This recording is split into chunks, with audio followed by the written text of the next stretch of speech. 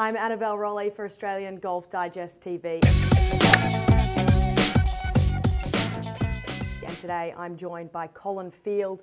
Colin is a PGA professional and key product manager for Ping. Colin, today we're talking about the G Series drivers. What's the difference between the G30 and the G Series drivers? Yeah, thanks, Annabel. The G30 was a very successful driver for us, and basically John Solheim, he took a photo of a dragonfly, and he took that photo and he challenged engineers to learn from nature. Okay. And what they did, they turned around and looked at non-stress areas in the head. They looked at the wings of a dragonfly, identified a very solid frame around the outside and a very, very thin membrane.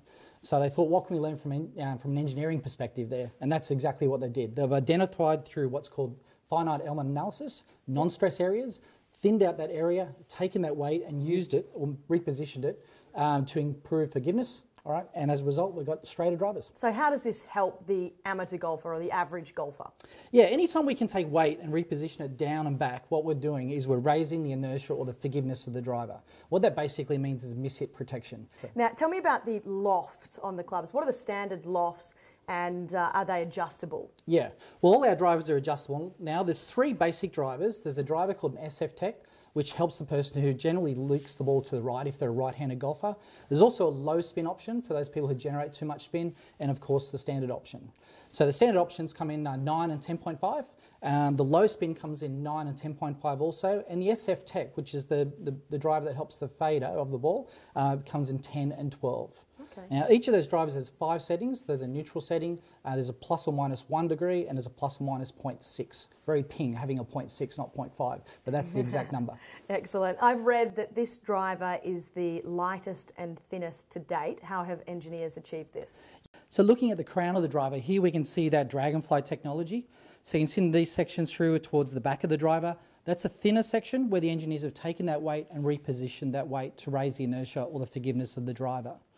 Looking on the front part of the driver, you can see these little bumps here, and that's basically a turbulator.